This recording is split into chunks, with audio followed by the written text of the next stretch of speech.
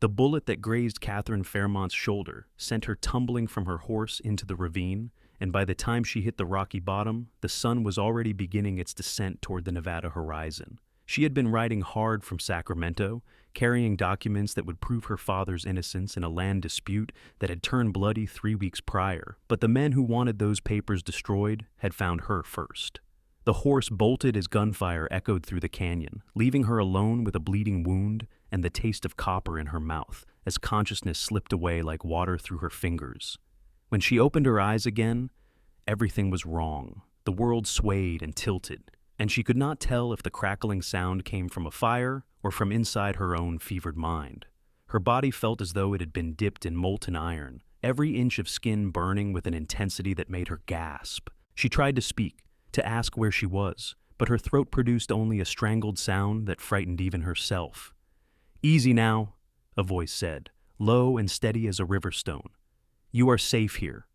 Catherine's vision swam as she attempted to focus on the figure beside her. A man, she thought, but the details refused to sharpen. She felt a cool cloth press against her forehead, blessed relief against the inferno of her fever. She tried again to speak, to ask his name, to understand what had happened, but the darkness pulled her under once more. The fever dreams came in waves. She saw her father's face, aged beyond his 50 years by worry and false accusations. She saw the land office in Sacramento burning, papers floating through the air like malevolent snow. She saw the 3 men who had ambushed her, their faces hidden behind bandanas, their guns gleaming in the afternoon light. And through it all, she felt hands that were gentle despite their obvious strength, cooling her burning skin, lifting water to her cracked lips, keeping her alive through sheer stubborn determination. Time became meaningless. Sometimes she woke to daylight streaming through gaps in wooden walls. Other times she woke to firelight dancing across a low ceiling. Always the man was there. She caught glimpses of him, dark hair falling across his forehead, strong jaw shadowed with stubble, blue eyes that held a depth of concern that seemed almost painful. She wanted to thank him, to ask his name, to understand why he was helping her when he clearly had nothing to gain from it, but the fever would not release its grip long enough for coherent speech.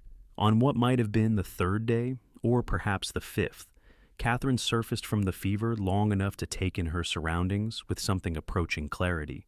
She was in a small cabin, crude but sturdy, with a single room that served as both living space and shelter. The man sat near the fire, his back to her, working on something she could not quite see. He wore typical cowboy attire, worn denim and a faded shirt, his hat hanging on a peg near the door. His broad shoulders moved with practiced efficiency as he worked, and Katherine found herself wondering who he was, this stranger who had taken in a dying woman and asked nothing in return. "Water," she managed to croak, and he was on his feet in an instant. He brought a tin cup to her lips, supporting her head with one hand, while the other held the vessel steady. Katherine drank greedily, the water seeming to flow through her like life itself, returning to a parched garden. When she finished, he lowered her head gently back to the pillow, which she now realized was nothing more than a folded blanket. "Thank you," she whispered. "What is your name?" The man shook his head slightly. "Names do not matter right now. You need to rest. The fever is not broken yet." "But I should know who saved my life," Katherine protested weakly. "Maybe later," he said, and there was something in his voice that suggested he was accustomed to remaining anonymous. "For now, just sleep." She wanted to argue, but exhaustion claimed her once more, pulling her down into a darkness that was at least free of the feverish nightmares. When she woke again, it was to the sound of rain drumming against the cabin roof, a rare and precious sound in this Nevada landscape. September of 1873 had been brutally dry, and the rain felt like a benediction, a sign that perhaps her luck was turning. The man was cooking something over the fire, and the smell of it made Katherine's stomach clench with sudden hunger. She shifted slightly, testing her body's response, and was relieved to find that while she was weak as a newborn kitten, the terrible burning had finally subsided to a more manageable ache. "The fever broke," the man said, without turning around. "About 2 hours ago. I figured you would wake up hungry." "How did you know I was awake?" Katherine asked, her voice still rough but stronger than before. "Your breathing changed." He turned then, and in the firelight she could see his face properly for the first time. He was younger than she had expected, perhaps 25 or 26, with weathered skin that spoke of years spent outdoors and eyes that held the kind of wariness that came from seeing too much hardship too soon. He was handsome in a rugged way, though he seemed utterly unconscious of the fact. "Can you sit up?" Katherine tried and found that with his help, she could prop herself against the wall. He brought her a bowl of thin stew, apologizing for its simplicity, but to Katherine it tasted better than anything she had ever eaten in her father's Sacramento house. She ate slowly, aware that her stomach needed time to adjust, while he returned to his own meal by the fire. "How long have I been here?" she asked between careful spoonfuls. 5 days, he replied. "Found you in Copper Canyon, about 15 miles west of here. You were already burning with fever when I pulled you out of the ravine. Took most of the night to get you back here." 15 miles, Katherine repeated, stunned. "You carried me 15 miles? "Had my horse," he said, as if that explained everything. Though she was not too happy about the double load. Katherine set down the bowl, her hands trembling slightly from the effort of eating. "Why did you help me? You could have just ridden past." He was quiet for a long moment, staring into the fire. "Could have," he agreed finally. "Did not seem right, leaving someone to die alone out there." "Most men would have," Katherine said softly. "Especially most men who live alone in cabins this far from town. They tend to value their privacy above the lives of strangers." His mouth quirked in what might have been a smile. "Maybe I am not most men." Over the next few days, as Katherine slowly regained her strength, she learned that while he steadfastly refused to share his name, the cowboy was willing to talk about almost everything else. He had built this cabin himself 3 years ago, choosing this remote location specifically because it allowed him to live without interference from others. He ran a small herd of cattle, sold them periodically in Carson City, and otherwise kept to himself. He had no family that he spoke of, no ties to any town or settlement, and seemed content with his solitary existence. Katherine, for her part, told him everything. About her father, Marcus Fairmont, who had been the most honest land surveyor in California, until a group of wealthy investors had framed him for falsifying documents that gave them rights to water sources that belonged to small farmers. About the trial that had gone badly, the judge who had been bought, the sentence of 20 years that her father was currently serving in a Sacramento jail. About the documents she had been carrying, proof that her father had actually filed accurate surveys, and that someone in the land office had altered them after the fact. About the 3 men who had ambushed her, who must have been hired by the investors to ensure the proof never reached anyone who could overturn her father's conviction. "The documents," Katherine said suddenly on her 6th day in the cabin, struggling to sit up too quickly and immediately regretting it as the room spun. "Where are my saddlebags?" The cowboy placed a steadying hand on her shoulder. "Easy, they are here, everything intact. I put them in the corner there, kept them dry." Katherine sagged with relief. "I need to get them to Carson City. There is a federal judge there, Judge Harrison Mitchell. My father's lawyer sent a telegram saying Judge Mitchell was willing to review the case, but I have to present the evidence in person. That was where I was headed when I was ambushed." "Carson City is 2 days' ride from here," the cowboy said quietly. "You are not strong enough yet." "I know," Katherine admitted, hating the weakness that still plagued her body. "But I cannot wait too long. My father's lawyer said Judge Mitchell will only be in Carson City until the end of September. After that, he returns to San Francisco for the winter session." The cowboy nodded slowly. "That gives us about 3 weeks. You will be stronger by then." Katherine's heart gave an unexpected flutter at his casual use of the word us. "You would come with me?" "You were ambushed once already," he pointed out. "Those men might still be looking for you. You should not ride alone." "I cannot ask you to do that," Katherine protested, even as part of her desperately hoped he would insist. "You have already done so much." He stood and walked to the window, looking out at the Nevada landscape that stretched endlessly in all directions. "I do not have anywhere else I need to be," he said finally, "and I would like to see this through. Your father sounds like a good man who got dealt a bad hand." "He is a good man," Katherine said fiercely. "The best I know. He taught me to survey land when I was 12 years old. Took me on every job, even though people said it was not proper work for a girl. He never treated me like I was less capable just because of my sex. He believed in honesty above everything, even when it cost him clients who wanted him to fudge numbers in their favor. The cowboy turned back to her, and something in his expression had softened. Then we will get those documents to Judge Mitchell, and your father will get the justice he deserves. As September progressed and Katherine grew stronger, she found herself increasingly curious about her mysterious savior. He cared for her with a competence that spoke of experience, changing the bandage on her shoulder wound with steady hands, preparing meals that were simple but nourishing, helping her walk outside when she was finally strong enough to need fresh air and sunlight. He was patient when she grew frustrated with her slow recovery, never dismissive of her concerns, but also never allowing her to push herself too hard too fast. "You must have cared for someone sick before," Katherine observed one afternoon as he helped her walk a circuit around the cabin. Her legs still felt like they belonged to someone else, but she was determined to rebuild her strength. "My mother," he said after a pause. "Before she died, she was sick for a long time." "I am sorry," Katherine said softly. "That must have been hard." He shrugged, but she could see the tension in his shoulders. "It was a long time ago." "Is that why you will not tell me your name?" Katherine asked impulsively. "Are you running from something, from someone?" He stopped walking, and for a moment she thought she had overstepped, that he would retreat into stony silence. But instead, he sighed, a sound that seemed to come from somewhere deep in his chest. "Something like that," he admitted. "Let us just say that there are people who would be very interested to know where I am, and it is safer for both of us if you genuinely do not know who I am. What you do not know, you cannot tell, even by accident." Katherine studied his profile, the strong line of his jaw, the way his eyes constantly scanned their surroundings as if expecting trouble. "You are an outlaw," she said, and it was not quite a question. "I was accused of being one," he corrected. "Whether I actually am depends on your definition of the word." "That is not really an answer," Katherine pointed out. His mouth quirked. "No, it is not." They resumed walking, and Katherine let the subject drop. She understood better than most how a man could be condemned for crimes he did not commit, how justice in the West was often less about truth and more about who had the money and power to shape the narrative. If this cowboy had reasons for hiding his identity, she would respect that, just as he had respected her desperate need to reach Carson City.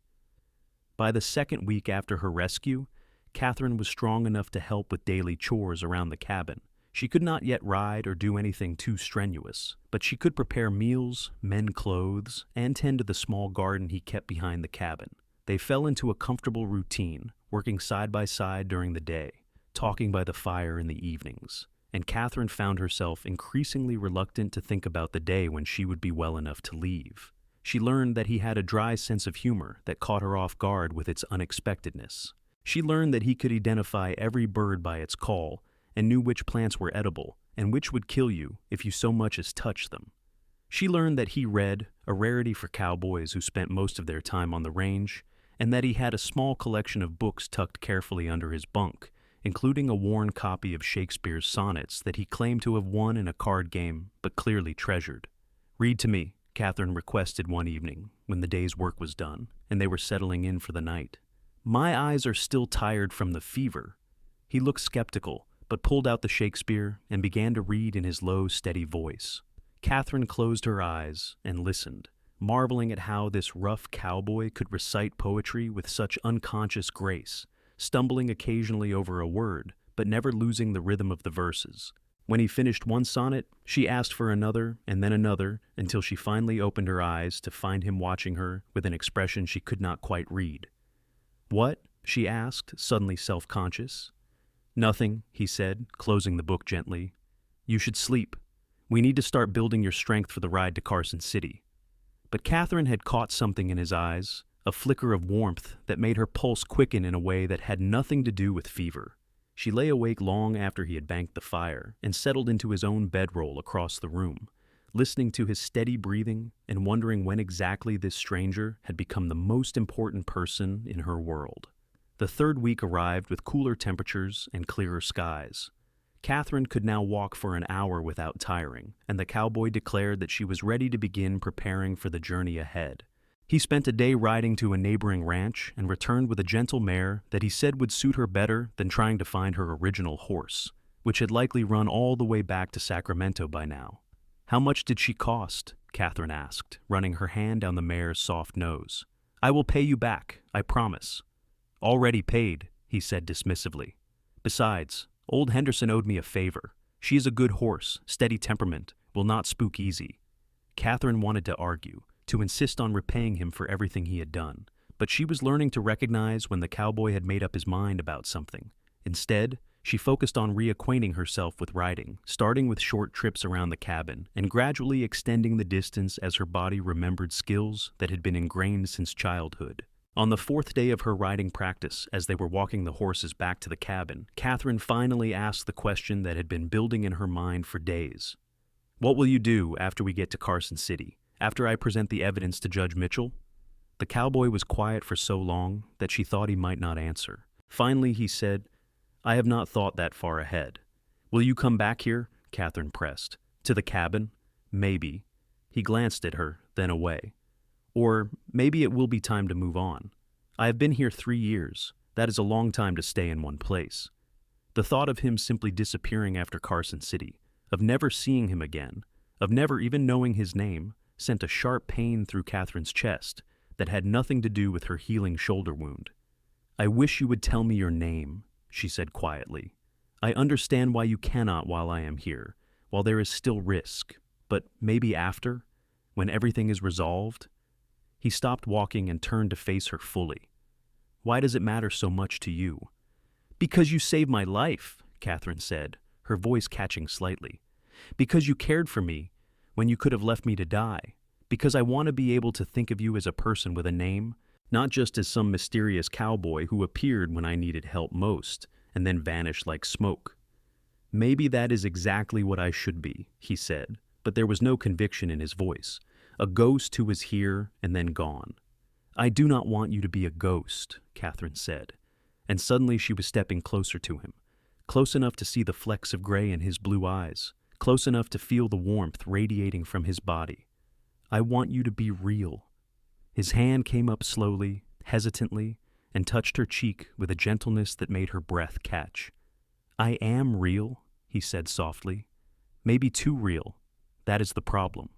Before Katherine could respond, before she could close the distance between them and do what every fiber of her being was urging her to do, he stepped back and turned toward the cabin.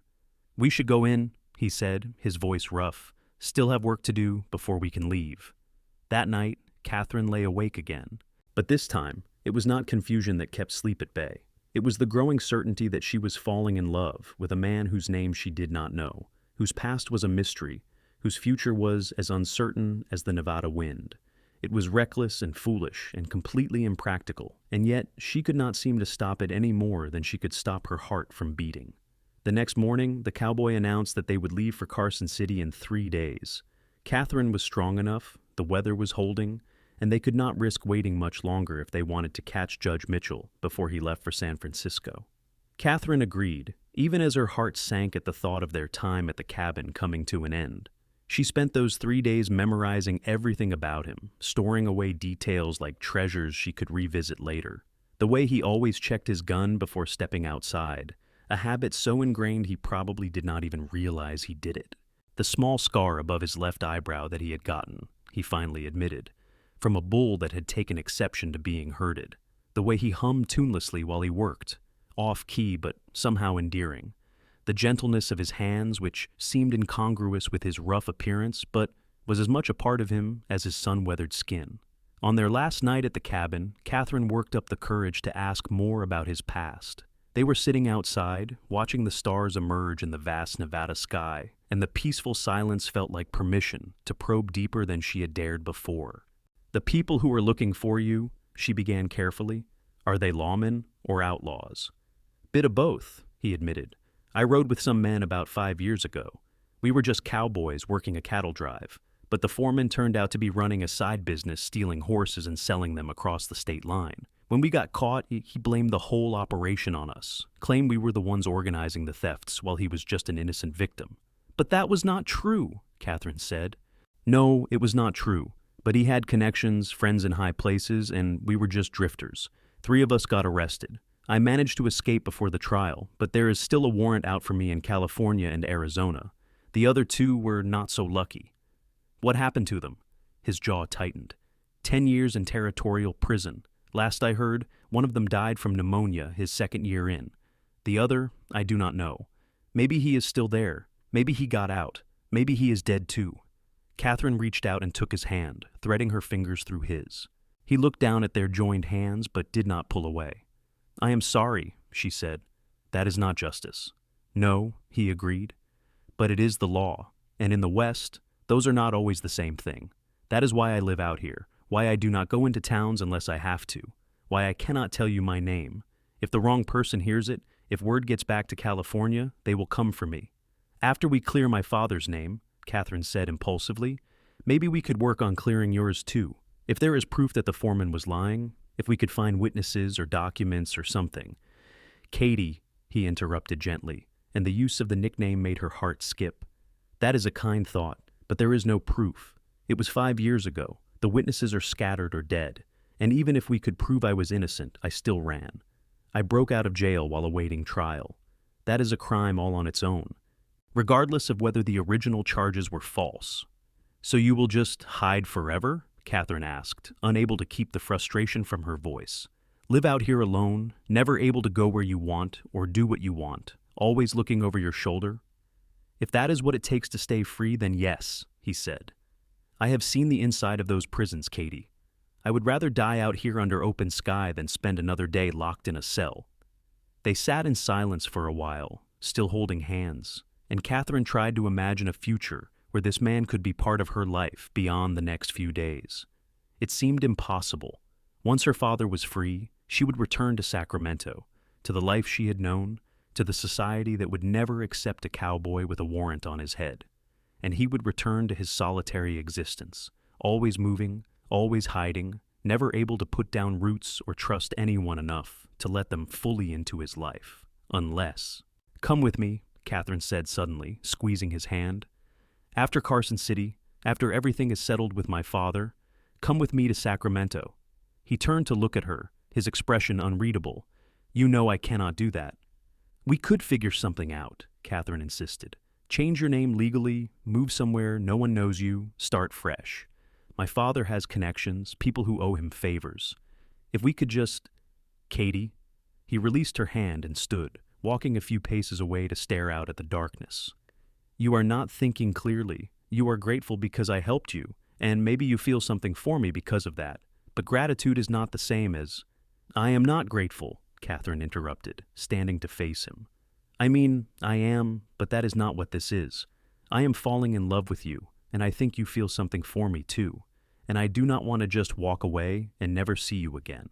The words hung in the air between them, raw and honest and terrifying. The cowboy turned slowly to face her, and in the starlight, she could see conflict warring in his expression. You do not even know my name, he said, but his voice had gone rough with emotion. Then tell me, Katherine challenged. Tell me your name, and let me decide if what I feel is real. For a long moment, he just looked at her, and Katherine thought he might actually do it, might finally trust her with the truth of who he was.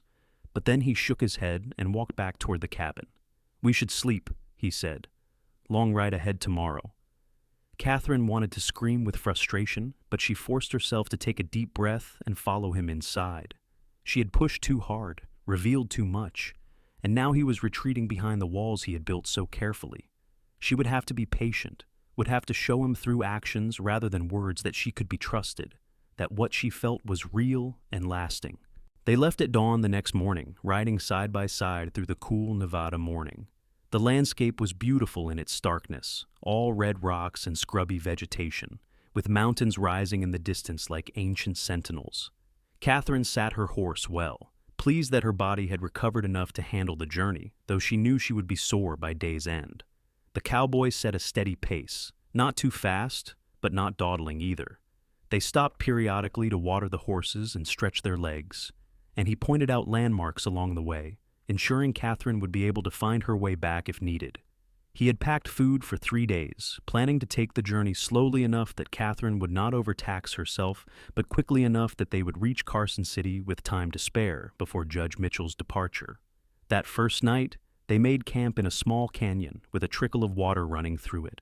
The cowboy built a fire while Katherine tended to the horses, and they ate a simple meal of beans and hardtack in companionable silence. The awkwardness from the previous night seemed to have dissipated, replaced by a shared focus on the task ahead. "Tell me about your father," the cowboy said as they sat by the fire. "What is he like?" Katherine smiled, grateful for the question. "He is the most principled man I have ever known, sometimes to a fault.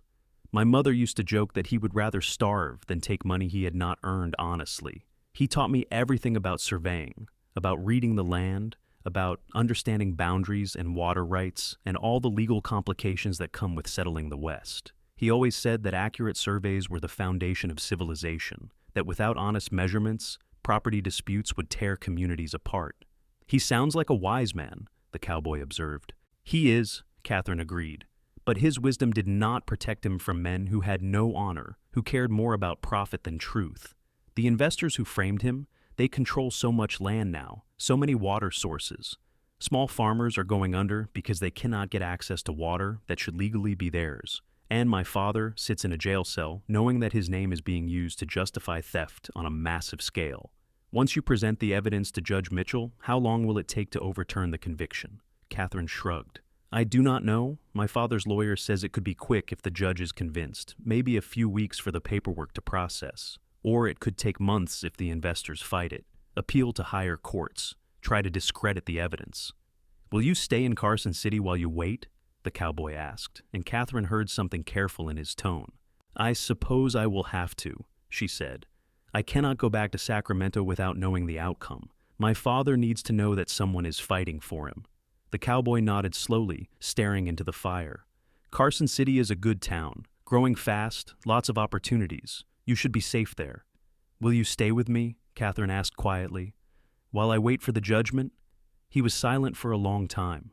"I should not," he finally said. "The longer I stay around people, the more chance someone will recognize me." "But you will think about it?" Katherine pressed. "I will think about it," he conceded, and Katherine had to be satisfied with that. The second day of riding was harder than the first. Katherine's body, despite her preparation, was protesting the long hours in the saddle. The cowboy noticed her discomfort and called for more frequent breaks, but he did not coddle her or suggest they turn back, seeming to understand that she needed to prove to herself that she could complete the journey. They reached the outskirts of Carson City late in the afternoon of the third day, and Katherine felt a mixture of relief and apprehension as the town came into view. It was larger than she had expected, a bustling settlement that had grown prosperous from the silver strikes in the nearby mountains.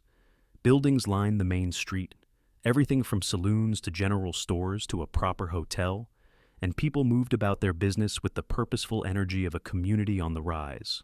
"We should find you a room first," the cowboy said as they rode down the main street, "somewhere respectable, with a lock on the door." "What about you?" Katherine asked. "Where will you stay?" "I will find something," he said evasively. "But you need a proper bed, a place where you can clean up before meeting with the judge." They found a boarding house run by a stern-looking woman named Mrs. Patterson, who eyed them both suspiciously until Katherine explained that she was there on legal business and needed accommodation for potentially several weeks. The cowboy paid for a month in advance, ignoring Katherine's protests, and Mrs. Patterson's demeanor warmed considerably at the sight of cash money. "Your husband can stay in the men's quarters," Mrs. Patterson said, assuming a relationship that Katherine was quick to correct. "He is not my husband, just a friend who helped me travel safely," Katherine said, feeling heat rise to her cheeks. "He will be finding his own accommodations elsewhere." Mrs. Patterson's eyebrows rose, but she said nothing, just handed Katherine a key and directed her to a room on the second floor. The cowboy carried Katherine's saddlebags upstairs, checked that the window locked properly and that the room was secure, and then stood awkwardly by the door. "I will be around," he said. "If you need anything, leave a message at the Silver Dollar Saloon. They know me there." "They know you?" Katherine repeated, alarmed. "I thought you did not come to towns." "I said I do not come unless I have to," he corrected. "I have been to Carson City before, years ago. Enough people have turned over since then that I am probably safe, as long as I do not draw attention to myself." Katherine wanted to ask him to stay, to sit with her while she planned her approach to Judge Mitchell, but she could see that he needed space, needed to breathe after days of close proximity and emotional intensity. "Thank you," she said instead, "for everything. I could not have done this without you. Something flickered in his eyes, some emotion he quickly suppressed. You would have found a way, he said. You are stronger than you think. Then he was gone, his boots echoing down the stairs, and Katherine was alone in a strange room, in a strange town, with only her father's fate and the memory of blue eyes to keep her company. She spent the evening organizing the documents, laying out the evidence methodically, practicing the arguments she would make to Judge Mitchell. The papers were damning in their clarity, showing not only that her father's original surveys had been accurate, but also exactly when and how they had been altered. There were dates, signatures of land office clerks who had since disappeared, and most importantly, a ledger that showed large payments from the investment group to specific officials in the months leading up to her father's arrest. The next morning, Katherine dressed in her most respectable outfit, twisted her hair into a neat bun, and made her way to the courthouse. Judge Harrison Mitchell was a man in his 60s, with iron-gray hair and eyes that missed nothing. His clerk was initially dismissive, saying the judge had no time for walk-in petitions, but when Katherine mentioned her father's name and the nature of the case, she was granted a 10-minute audience. 10 minutes turned into an hour as Judge Mitchell examined the documents, asked sharp questions, and made notes in a precise, careful hand. Katherine answered everything honestly, laying out the timeline of her father's case, the suspicious circumstances of his trial, and the evidence that pointed to a coordinated effort to frame him. "Miss Fairmont," the judge said when he had reviewed everything, "this is extraordinary. If these documents are authentic, and I have no reason at this point to believe they are not, then your father has been the victim of a serious miscarriage of justice." "Can you help him?" Katherine asked, her voice shaking despite her best efforts to remain composed. "Can you overturn the conviction?" "I can petition for a review," Judge Mitchell said carefully. "I can submit this evidence to the territorial governor and recommend an immediate investigation. But I must be honest with you, these men you are accusing, they have substantial power. They will fight this with every resource at their disposal." "I do not care how hard they fight," Katherine said fiercely. "My father is innocent, and he has already lost a year of his life to their lies. I will fight them for as long as it takes." Judge Mitchell smiled, a small, approving expression. "Good. You will need that determination. Leave the documents with me. I will make copies and begin the process immediately. It may take several weeks, possibly months, but I promise you, I will not let this rest until we have answers." Katherine left the courthouse feeling lighter than she had in months. It was not over, not by a long shot, but at least someone in authority was finally listening, finally taking her father's case seriously. She wanted to share the news with someone, wanted to celebrate this small victory, and there was only one person she wanted to tell. She found the cowboy at the Silver Dollar Saloon, sitting at a back table with a glass of whiskey he had barely touched. He looked up when she approached, and his expression shifted from wary to cautiously hopeful when he saw her face. "He is going to help," Katherine said, sliding into the chair across from him.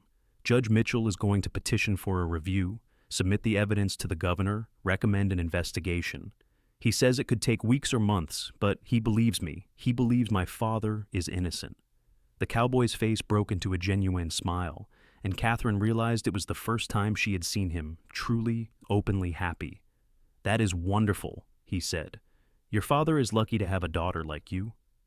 "I could not have gotten here without you," Katherine reminded him. "If you had not found me, if you had not saved my life, these documents would be buried in that ravine, and my father would have no hope at all." He looked uncomfortable with the praise, shifting in his chair. "Anyone would have done the same." "No," Katherine said firmly. "They would not have. You risked a lot helping me, bringing me here. Someone could have recognized you. You could have been arrested, but you did it anyway." He met her eyes then, and the intensity of his gaze made her breath catch. "I am glad I was there," he said quietly. "Glad I could help." They sat in silence for a moment, the noise of the saloon washing over them, miners and cowboys and businessmen, conducting their affairs with boisterous energy. Then Katherine reached across the table and placed her hand over his, a deliberate echo of that night outside his cabin. "Stay," she said, "while I wait for Judge Mitchell's investigation to conclude. Please. I know it is a risk, but I do not want to do this alone. I need you here." The cowboy looked down at their joined hands, his jaw working as he struggled with whatever internal battle was raging inside him. Finally, he turned his hand over, palm up, and laced his fingers through hers. "I will stay," he said, "as long as you need me." The weeks that followed developed a rhythm all their own. Katherine met regularly with Judge Mitchell, who kept her updated on the progress of the investigation. The territorial governor had taken an interest in the case, particularly after learning that several other land surveyors had come forward with similar complaints about altered documents and falsified surveys. The investment group was scrambling, hiring expensive lawyers, threatening lawsuits, but the weight of evidence was mounting against them. When she was not dealing with legal matters, Katherine spent her time with the Cowboy. They were careful in public, aware that gossip in a town like Carson City could be vicious, but they found ways to be together. Long rides into the surrounding countryside, where they could talk freely without fear of being overheard. Quiet dinners at small restaurants on the edge of town, where miners and cowboys did not ask questions. Evening walks along the Carson River, watching the water flow past while the sun set behind the mountains. Katherine learned more about him during those weeks, small details that he shared like gifts. He had grown up in Texas, the son of a ranch hand and a seamstress. His mother had died when he was 15, consumption that had taken her slowly and painfully. His father had died 2 years later in a stampede, leaving him alone at 17 with nothing but a horse and his father's saddle. He had drifted north, working whatever jobs he could find, until he fell in with the cattle drive that had ultimately led to his false imprisonment and escape. "What was your mother like?" Katherine asked one evening as they sat by the river, her head resting on his shoulder. "Gentle," he said after a moment of thought. "Patient. She used to sing while she worked, old songs from her childhood in Tennessee. She made the best apple pie I have ever tasted, though I have never found anyone who could replicate it. And she read to me every night when I was young, even when she was tired from a long day of sewing. That is where I learned to love books. She would be proud of you," Katherine said softly, "of the man you have become." He made a sound that might have been a laugh or a sob. "I am not sure about that. I am wanted by the law, living under a false name, hiding from my past. That is not exactly the life she would have wanted for me." "You are a good man," Katherine insisted, sitting up to look at him directly. "You saved my life, you helped me save my father, and you have shown me more kindness and respect than men who claim to be upstanding citizens. Your mother would see that.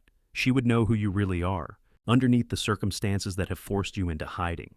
He cupped her face gently, his thumb tracing the line of her cheekbone.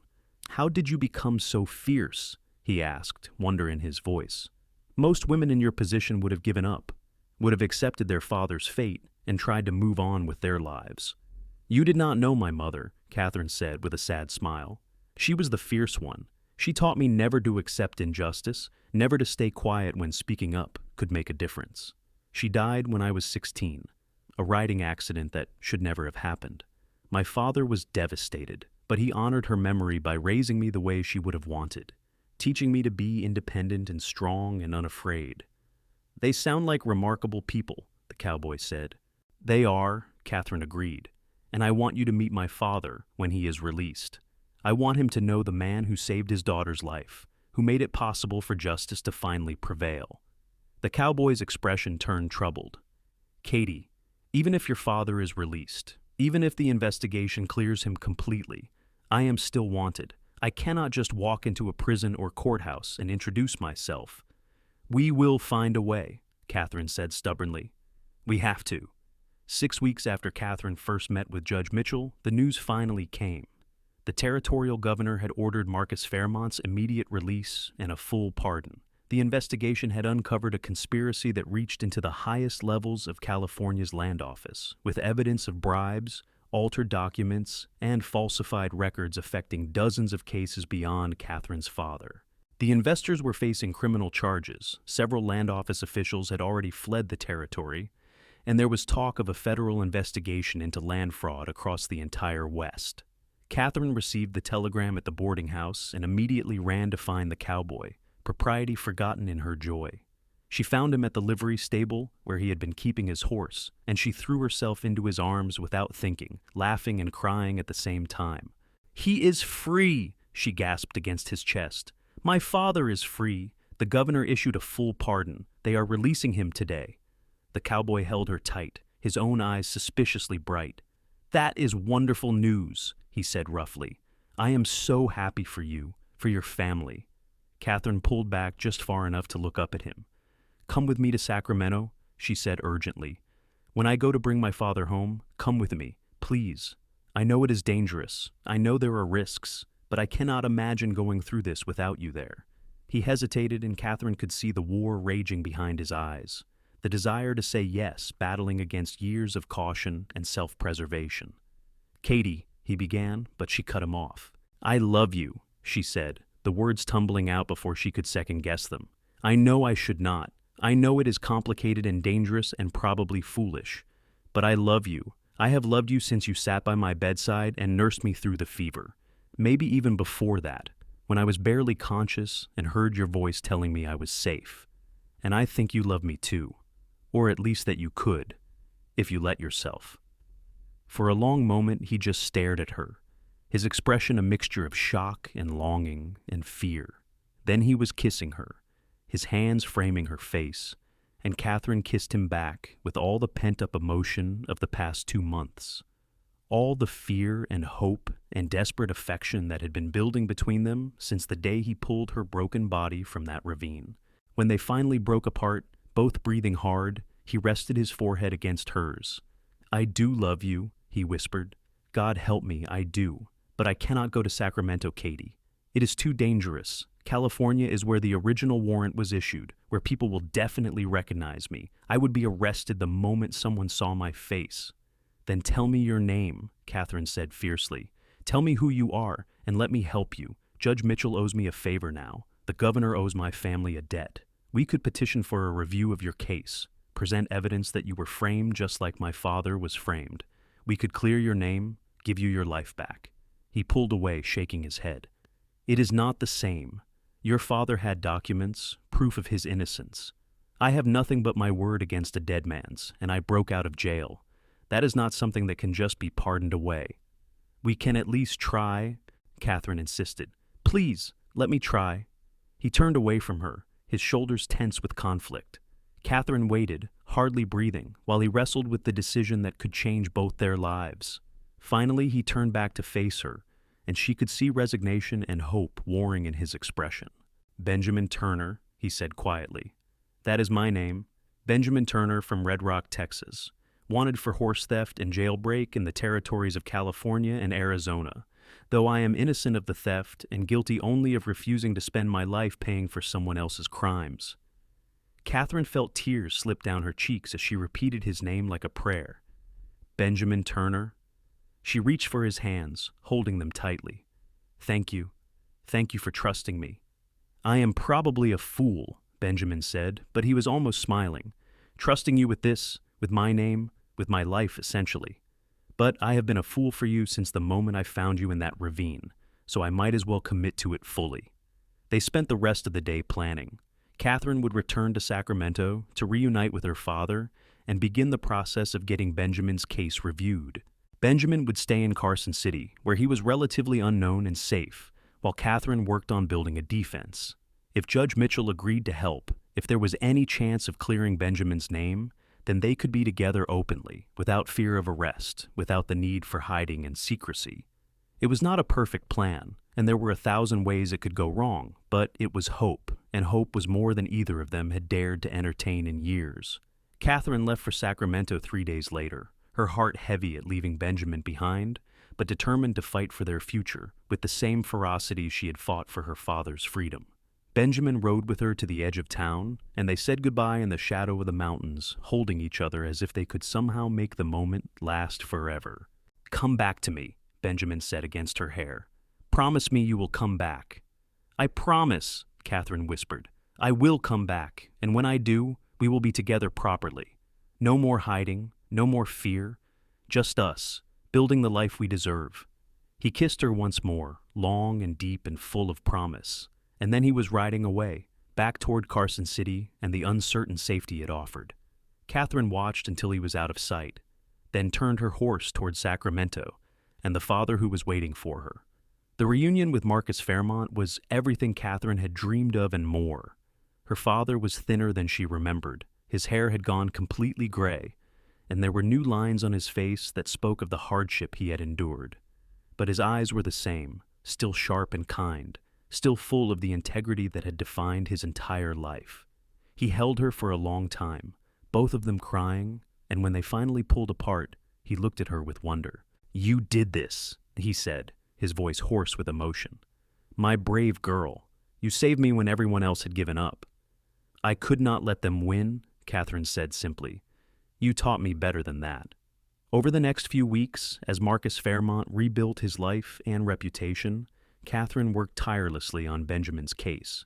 She met with Judge Mitchell, who had returned to San Francisco, but was willing to review the information Katherine provided. She tracked down men who had been on that fateful cattle drive, finding two who were willing to testify that the foreman had indeed been running the horse theft operation and had blamed his crew when they were caught. She found court records, bank statements, and correspondence that painted a picture of a man who had been convenient scapegoat rather than an actual criminal. It took 4 months of constant effort, of doors slammed in her face, and officials who did not want to admit that another innocent man had been convicted on false charges. But Katherine was relentless, driven by love and by the same fierce commitment to justice that had saved her father. And slowly, painfully, the case began to turn in Benjamin's favor. Judge Mitchell finally agreed to petition the California governor for a review of Benjamin Turner's case.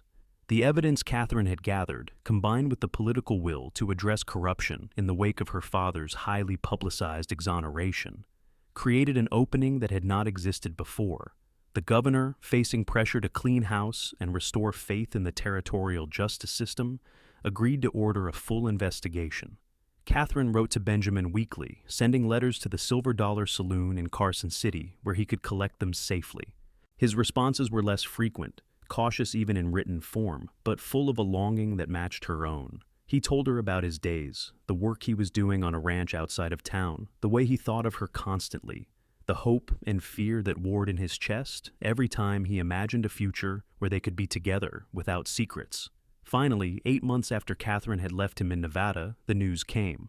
The California governor had issued a full pardon for Benjamin Turner, citing evidence of false testimony and wrongful conviction. The charges in Arizona were dropped based on the California findings, and Benjamin was officially a free man with no warrants, no record, no reason to hide anymore. Katherine did not wait for an invitation. She packed a bag, told her father where she was going and why, and took the first stage back to Carson City. Marcus Fairmont, who had listened to his daughter talk about this mysterious cowboy for months, simply smiled and told her to bring Benjamin home so he could thank the man who had saved his daughter's life. The stage ride felt like it took forever, every mile an eternity. But finally, Katherine was climbing down in front of the Silver Dollar Saloon in Carson City, her heart pounding so hard she thought it might burst from her chest. She asked after Benjamin Turner, using his real name for the first time in public, and the bartender directed her to the ranch where he had been working. She found him in a corral, working with a young horse, his movements patient and sure. He did not see her at first, focused entirely on the animal, and Katherine took a moment just to watch him, to memorize the way the afternoon sun caught in his dark hair, the strength in his shoulders, the gentleness in his hands. Then, as if sensing her presence, he turned, and their eyes met across the distance. Benjamin vaulted the fence with more speed than grace and strode toward her, and then Katherine was running, and they met in the middle, laughing and crying and holding each other as if the last 8 months had been 8 years. He spun her around, her feet leaving the ground, and when he set her down, he was grinning wider than she had ever seen. "You did it," he said, his voice full of wonder. "Katie, you actually did it." "We did it," Katherine corrected, framing his face with her hands. "Together, we did it. You are free, Benjamin, truly free. No more hiding, no more running. You can be whoever you want to be, go wherever you want to go."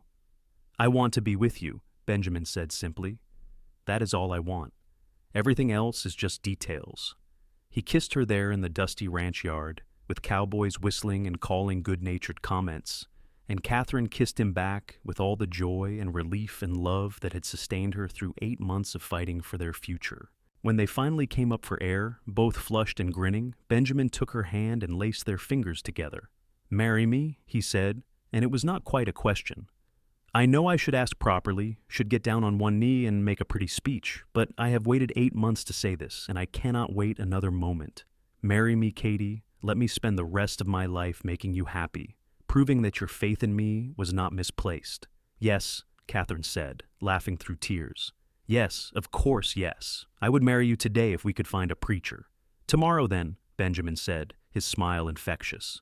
Or next week, or whenever you want, as long as it happens soon. They were married 3 weeks later in Sacramento, in a small ceremony attended by Marcus Fairmont and a handful of close friends. Katherine wore her mother's wedding dress, carefully preserved all these years, and Benjamin wore a new suit that he claimed made him feel like a fraud, but that Katherine thought made him look devastatingly handsome. Judge Mitchell came down from San Francisco to officiate, declaring that he had never been more proud to marry two people who deserved happiness as much as they did.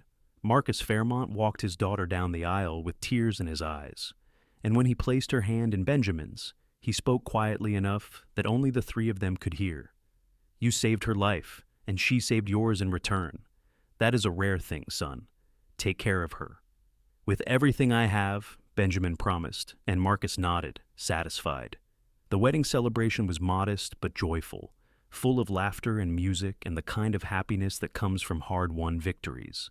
When it was finally time for Katherine and Benjamin to leave for the small house they had purchased on the outskirts of Sacramento, Katherine's father pulled her aside for a final word.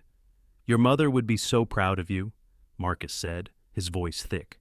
Not just for saving me, though that was remarkable enough, but for fighting for love, for refusing to accept the easy path, for believing that justice and happiness are worth the struggle to achieve them. I learned from the best, Katherine said, hugging him tightly. Thank you for teaching me to never give up. Benjamin and Katherine settled into married life with surprising ease, as if they had been together for years rather than months. Benjamin started his own surveying business, using the skills he had learned working various ranch jobs to help settlers establish accurate property boundaries. Katherine worked alongside him, putting her father's training to good use, and together they built a reputation for honesty and precision that drew clients from all over California. 2 years after their wedding, Katherine gave birth to their first child, a son they named Marcus, after her father, and James, after Benjamin's. The baby had his father's blue eyes and his mother's fierce determination, crying lustily from the moment he entered the world and showing no signs of quieting down anytime soon. Benjamin held his son with the same gentle confidence he had shown nursing Katherine through her fever, and Katherine fell in love with him all over again, watching him become a father.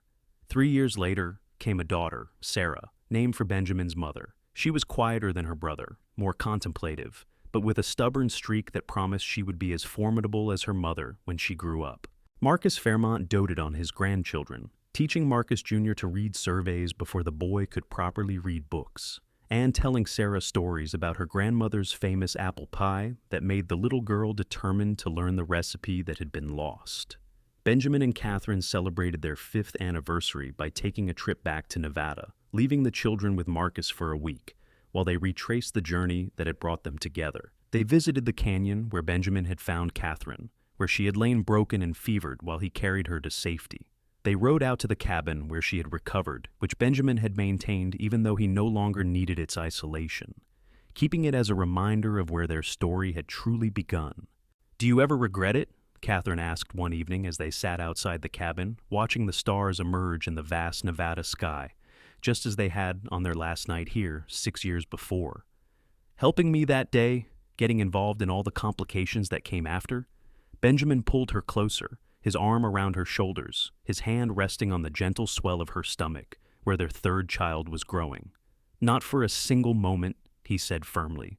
You gave me back my life, Katie, not just my freedom, though that was extraordinary enough, but you gave me a reason to live beyond just surviving. You gave me love and family and purpose. I would do it all again in a heartbeat. Katherine turned to kiss him, soft and sweet, tasting of the mint tea she had been drinking. I love you, Benjamin Turner, she said against his lips. Thank you for saving my life. Thank you for saving mine, he replied, and they sat together in the darkness, holding each other as the stars wheeled overhead and the future stretched out before them, full of promise and possibility and the kind of happiness that comes from choosing love even when the cost seems too high, from fighting for justice even when the odds are impossible, from trusting that sometimes the person whose name you do not know can become the person you cannot imagine living without.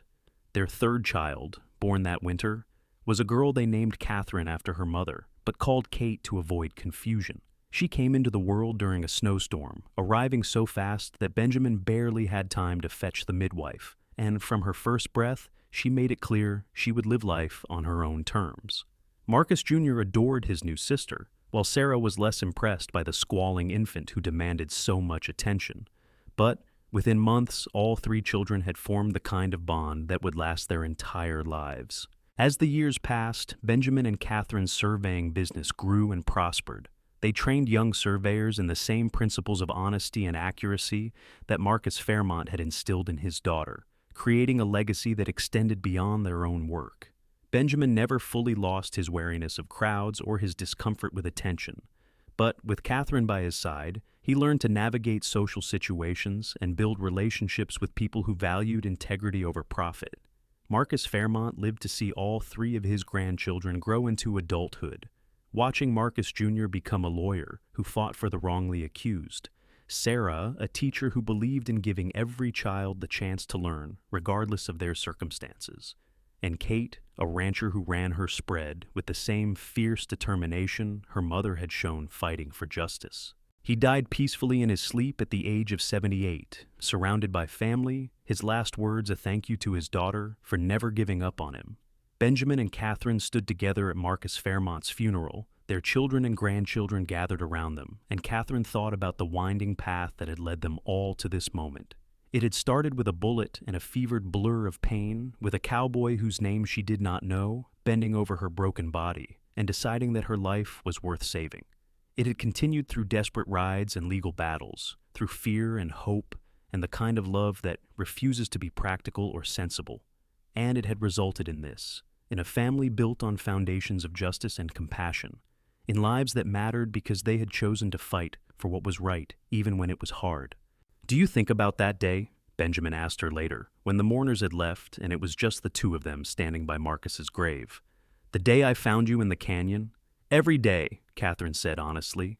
"I think about how close I came to dying out there, how easily you could have ridden past and never known I was there. I think about how one moment of compassion from a stranger changed the entire course of my life." "Both our lives," Benjamin corrected gently. "You changed mine just as much as I changed yours." Katherine leaned into him, and he wrapped his arms around her, holding her as the sun set over the California hills.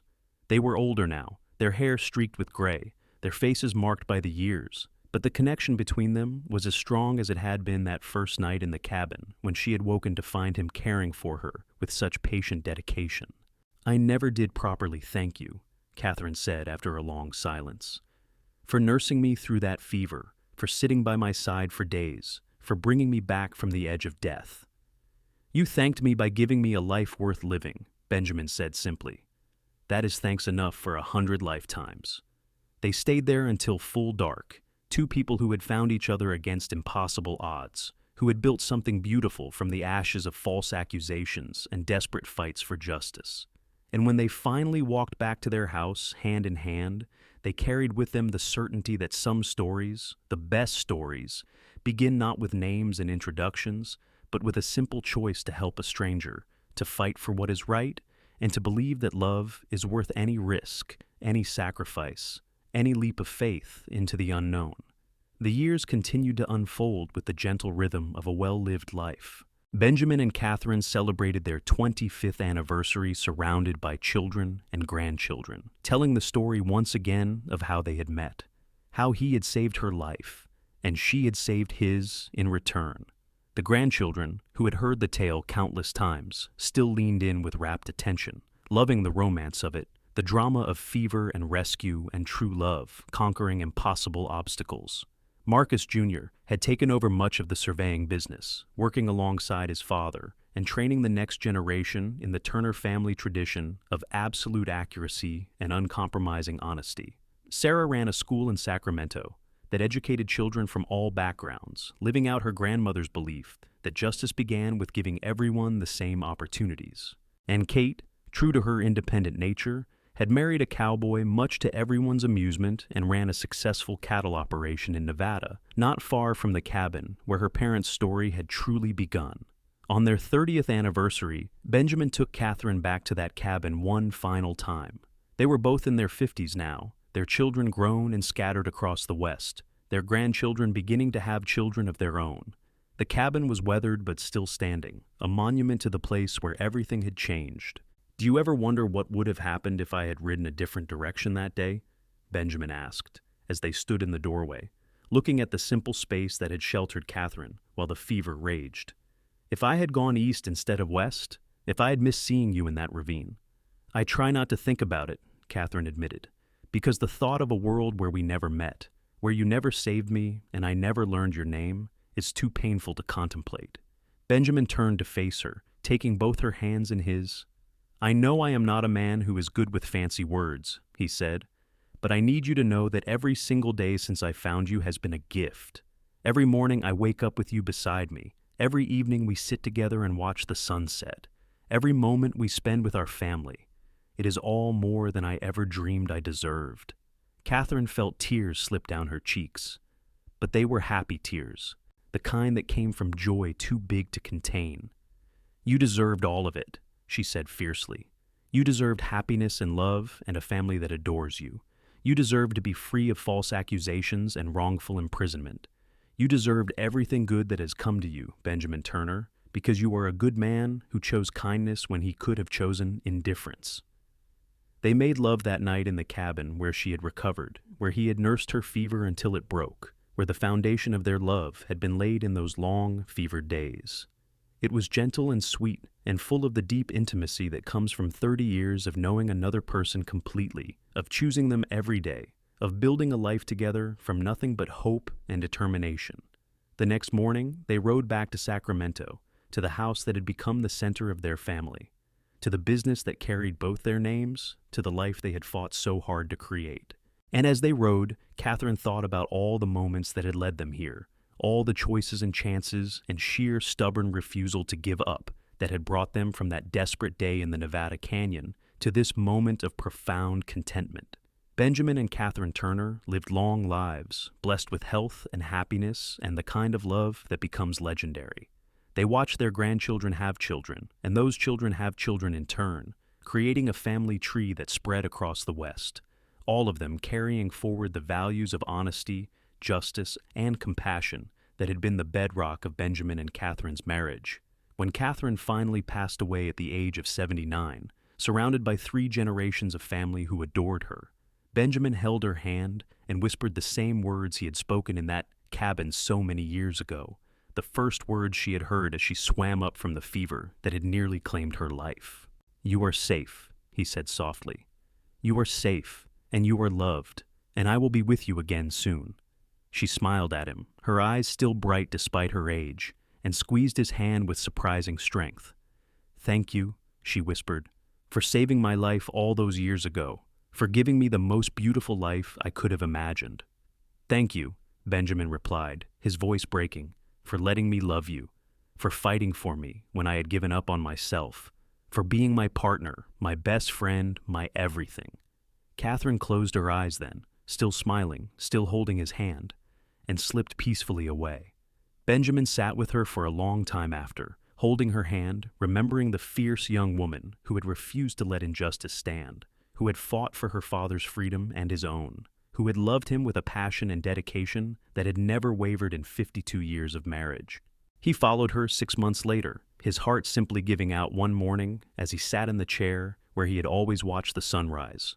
His children found him there, peaceful and still, a small smile on his face as if he had seen something wonderful in those final moments. They buried him beside Katherine, in the cemetery where Marcus Fairmont rested, under a headstone that read simply, "Benjamin Turner, beloved husband, father, grandfather. He saved her life, and she saved his." The story of Benjamin and Katherine Turner became legend in their family, passed down through generations, a reminder that love can begin in the most unlikely circumstances, that justice is worth fighting for, even when the odds seem impossible, and that sometimes the person whose name you do not know can become the person you cannot live without. Their great-great-grandchildren still told the tale of the cowboy who found a dying woman in a Nevada canyon and chose compassion over convenience, who nursed her fever until it broke, and who received in return a love that lasted a lifetime and beyond. And somewhere in Nevada, the old cabin still stood, weathered by time but sturdy, a monument to the place where everything had begun, where a man whose name she did not know had saved her life and changed both their destinies forever. The Turner family maintained it over the years, keeping it as a memorial to Benjamin and Katherine, a place where young lovers could visit and remember that the greatest love stories often start with a simple act of kindness, a leap of faith, and the courage to believe that despite all obstacles, love will find a way.